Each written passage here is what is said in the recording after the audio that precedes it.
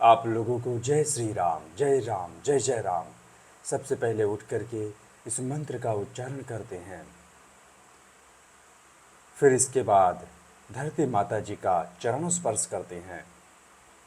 माता जी के चरण स्पर्श करने के बाद ताम्र के पात्र में रखा हुआ जल ग्रहण करते हैं। जल ग्रहण करके नित्य आदि कर्म से निवृत्त होकर वस्त्र आदि धारण करके सब सामग्री इकट्ठा करके स्नान के लिए गंगा मैया जी के तट की ओर निकल जाते हैं।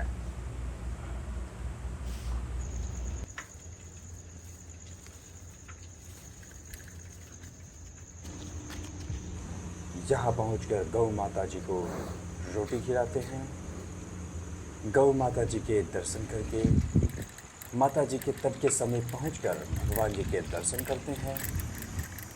भगवान जी के दर्शन करके माता जी के तट की ओर निकल जाते हैं, जहाँ पर माता जी की पवित्र धाराएं बह रही हैं। इस ब्रह्म मुहूर्त के दर्शन कर लीजिए, बड़ा ही आनंदमय दृश्य है। माता जी के तट पर पहुंचकर स्नान के लिए गंगा मैया जी में प्रवेश कर जाते हैं।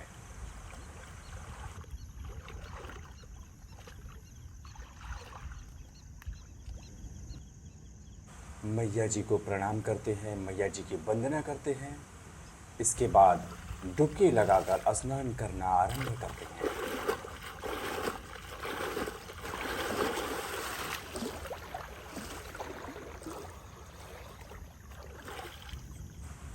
स्नान पूरा करके भगवान जी की कृपा से भक्ति साधना पूरी करके निकल जाते हैं नारायणी आश्रम। वहाँ पर पहुँचकर करते हैं ध्वजारोहण और पुष्पार्पण।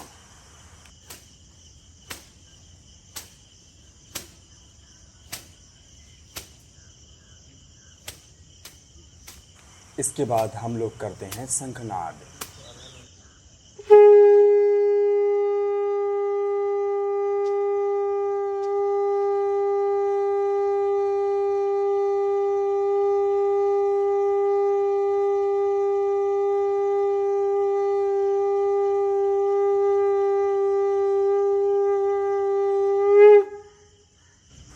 इसके बाद हम लोग प्राणायाम के आरंभ में वज्रासन में बैठ जाते हैं।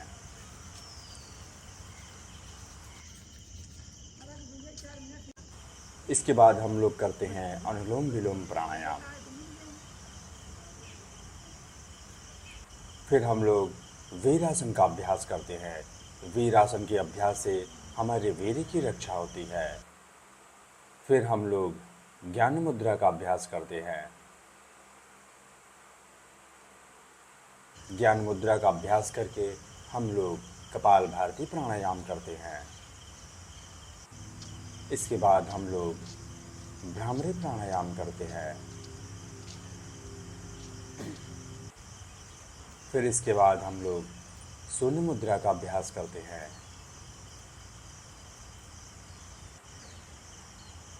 अभय मुद्रा का अभ्यास करके हम लोग आगे बढ़कर ओम का उच्चारण करते हैं।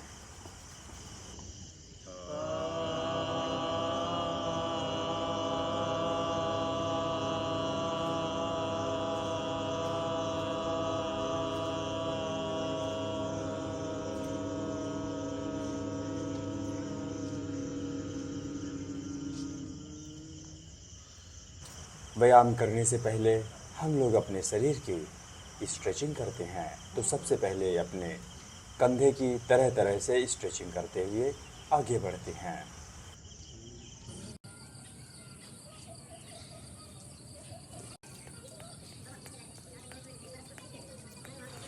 इसके बाद हम लोग अपने कमर की स्ट्रेचिंग करते हैं। फिर हम लोग अपने पैर की स्ट्रेचिंग करते हैं। तो इस प्रकार से तरह तरह से पैर की स्ट्रेचिंग पूरी करके अपने शरीर को इस स्थिति में होल्ड करते हैं। इसके बाद हम लोग चक्रासन लगाएंगे और चक्रासन में ही लगाते हैं कुछ सपाट।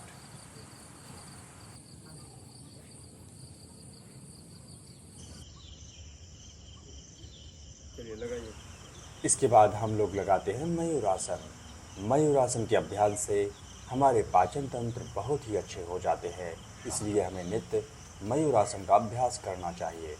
फिर लगाते हैं उंगली के ऊपर एल्बो लीवर।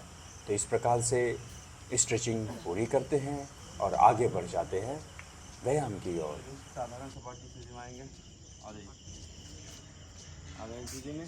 चलिए लगाना शुरू करिए।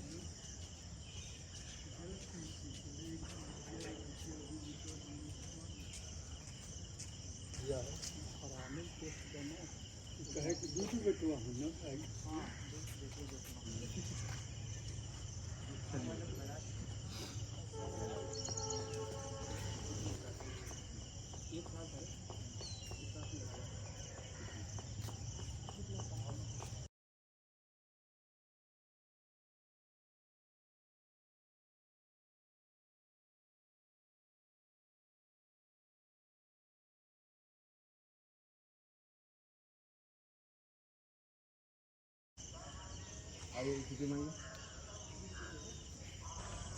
चलिए,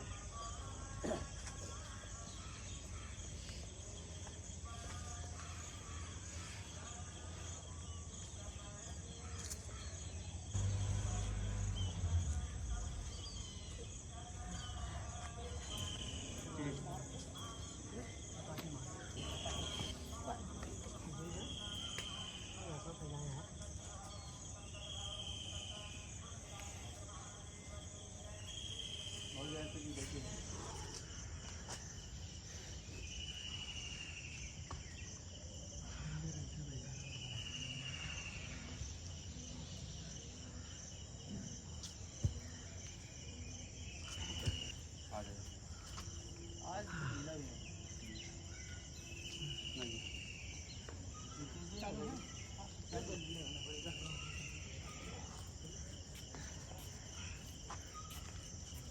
चलिए, आ जाइए सीधे में। लगाना शुरू करिए। कब आए? हवेली पे कब आए?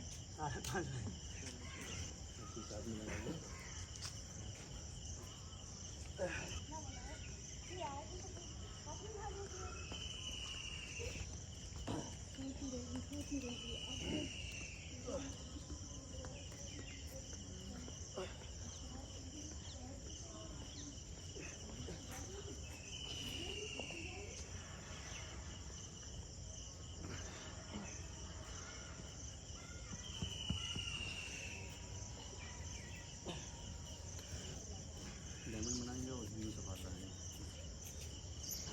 चलिए, लगाना शुरू करिए।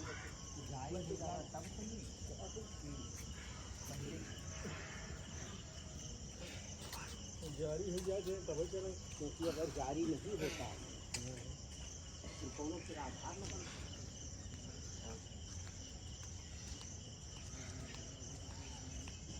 लेमन बनाएंगे।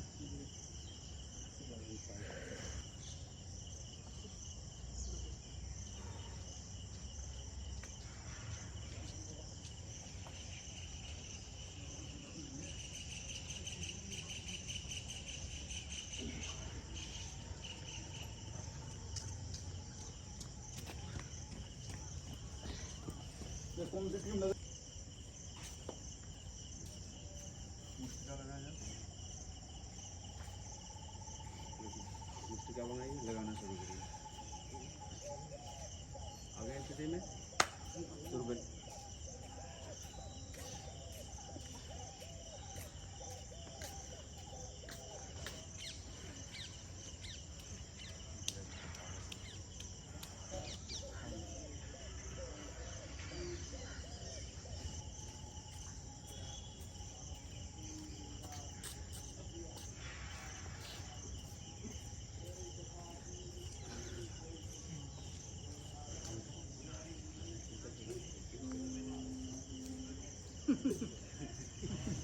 आइए, दंड लगाया जाए। चलिए,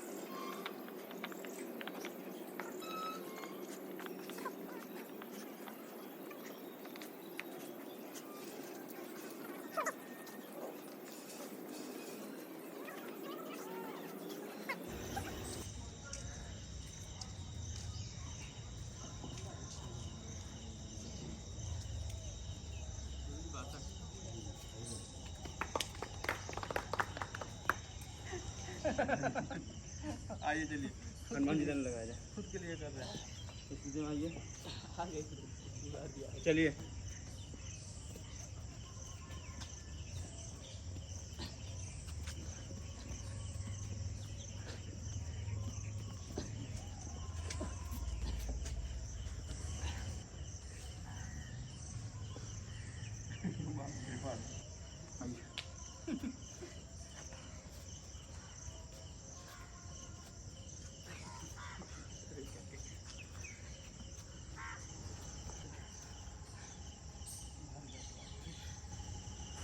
इस प्रकार से पैर के लिए व्यायाम करके आज का व्यायाम, यहाँ का व्यायाम समाप्त होता है। आगे बढ़कर हम लोग करेंगे श्रीमद् भगवद गीता के ऊपर चर्चा और आपस में चर्चा।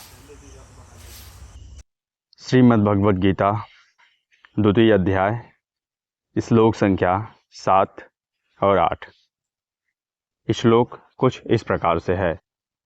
कार्पण्य दोषोप हत स्वभावः प्रक्षामि त्वां धर्म संबोध चेतः यच्छ्रेयः स्यान्निश्चितं ब्रूहि तन्मे शिष्यस्तेऽहं शाधिमां त्वां प्रपन्नम्। अर्थ, अब मैं अपनी कृपण दुर्बलता के कारण अपना कर्तव्य भूल गया हूँ और सारा धैर्य खो चुका हूँ।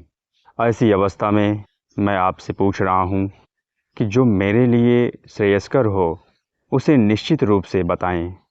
अब मैं आपका शिष्य हूँ और आपका शरणागत हूँ, कृपया मुझे उपदेश दें। ना ही प्रपश्यामि मामाप नुद्यादयक्षोक मोक्षोष्णमिन्द्रियाम् आवाप्य भूमावश्चापत्नमृद्धं राज्यं सुराणामपि चाधिपत्यम्। अर्थ, मुझे ऐसा कोई साधन नहीं दिखता जो मेरी इंद्रियों को सुखाने वाले इस शोक को दूर कर सके। स्वर्ग पर देवताओं के आधिपत्य की तरह इस धन धान्य संपन्न सारी पृथ्वी पर निष्कंटक राज्य प्राप्त करके भी मैं इस शोक को दूर नहीं कर सकूंगा। धन्यवाद। तो आज ब्रह्मचर्य के ऊपर बात करेंगे। जैसा कि समाज में एक गलत अवधारणा फैली हुई है कि ब्रह्मचर्य का पालन वो करते हैं जिन्हें किसी से मतलब नहीं होता है, एकदम पूरी तरह से विरक्त हो जाते हैं। शादी विवाह सामाजिक जो भी रीति रिवाज है उससे उनको कोई मतलब नहीं होता है। जब इस प्रकार की अवधारणा जब समाज में फैल जाती है तो लोग ब्रह्मचर्य जैसे नियम से दूर हो जाते हैं, और ब्रह्मचर्य जैसे नियम से दूर होना ही हमारे जीवन का सबसे बड़ा कष्ट का क्षण होता है और बड़ा ही कष्टदायी होता है। ये ब्रह्मचर्य ऐसा नियम है जिससे आप ये समझ सकते हैं कि अगर मनुष्य योनि में आए हैं तो कभी कहीं ना कहीं आप जो है इसके पूर्व जन्म में ब्रह्मचर्य का पालन किए होंगे। अब आइए समझते ब्रह्मचर्य है क्या। ब्रह्मचर्य वो है कि ब्रह्म यानी कि ईश्वर, चर्य यानी कि ईश्वर का आचरण, यानी कि ईश्वर के बातों के, ईश्वर के नियम के, ईश्वर के धर्म के, ईश्वर के तत्व के अपनाते हुए, उनका आचरण करते हुए आगे बढ़ने को ही ब्रह्मचर्य कहते हैं। तो इसमें कोई भी बाधाएं नहीं हैं, आप ब्रह्मचर्य का पालन करें। यदि आप ब्रह्मचर्य का पालन नहीं कर रहे हैं तो समझिए कि आप आधुनिक शिक्षा क्या, आप दैनिक लोकचर्या भी, दैनिक लोक जो एक बात करने की स्थिति होती वो भी आपको नहीं आएगी, और ऐसी स्थिति हो जाएगी कि आप सही शरीर रूप से स्वस्थ होते हुए भी आप जो है बातों को ठीक प्रकार से रख नहीं पाएंगे, और अंत समय में ऐसा होगा कि आपकी मानसिक स्थिति गड़बड़ हो जाएगी, और फिर उस स्थिति में तो आपका कोई सहारा हो नहीं सकता। बातें समझ में आएंगी आपको, लेकिन आप क्या कर सकते हैं। धन्यवाद। गुरुजी, एक हनुमान चालीसा पे एक लाइन है, गवन सो काज कठिन जगमाही, जो नहीं होए तात तुम पाही। इस संसार में कोई भी ऐसा कार्य नहीं जो कठिन है, और इस संसार में कोई भी ऐसा कठिन कार्य आप जो कर नहीं सकते। धन्यवाद। गुरुजी, मेरा ब्रह्मचर्य के ऊपर एक प्रश्न है। जैसे कहते हैं कि ब्रह्मचर्य में वीर नाश नहीं होता है, और जो मतलब शादीशुदा हैं वो ब्रह्मचर्य का पालन नहीं कर सकते हैं। मतलब क्या आदमी शादीशुदा होते हुए ब्रह्मचर्य का पालन कर सकता है?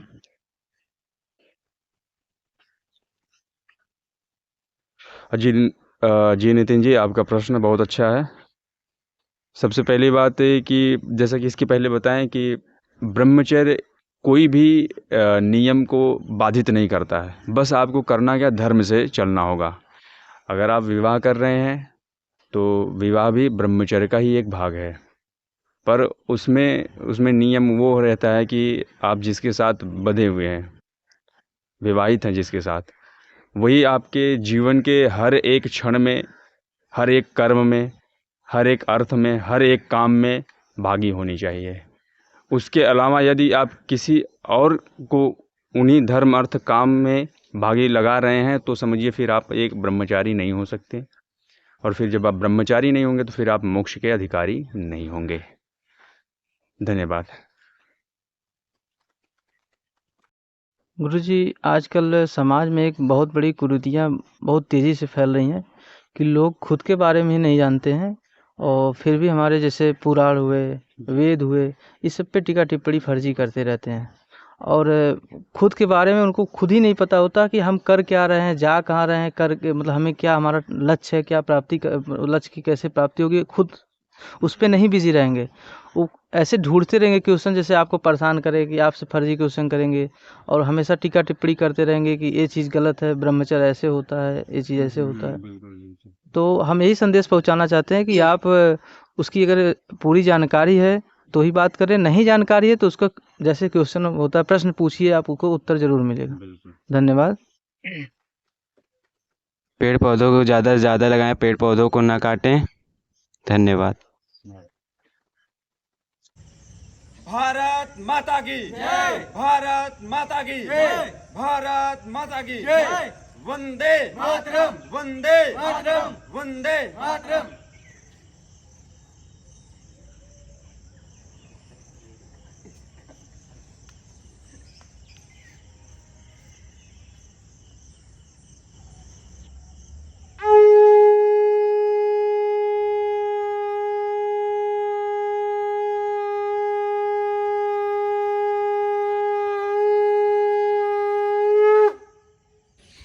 सब कुछ पूरा करके आ जाते हैं गंगा मैया जी के तट पर। यहाँ पर करते हैं हम लोग गंगा मैया जी की सफाई। तो चलिए आप लोग मेरे साथ मिलकर बोलिए, सियावर रामचंद्र की जय, हर हर महादेव, जय शिव शंभो, जय हिंद, वंदे मातरम, जय गंगा मैया।